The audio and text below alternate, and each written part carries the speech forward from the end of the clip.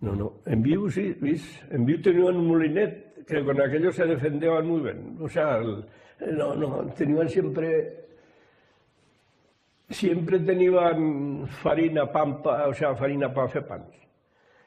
Y aquí no tenían molino y claro, a lo mejor tenían buen esto de trigo, pues sí que cogeban.